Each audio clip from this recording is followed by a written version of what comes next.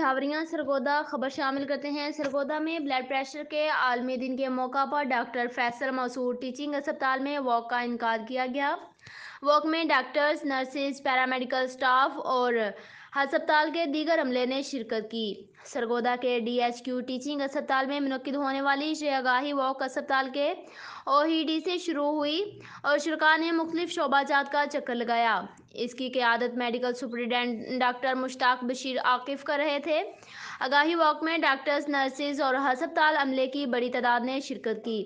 Walk کے شرکاء نے بینرز اور پلے کارڈ اٹھا رکھے تھے جن پر بلڈ پریشر کے حوالے سے آگاہی نعرے درج تھے۔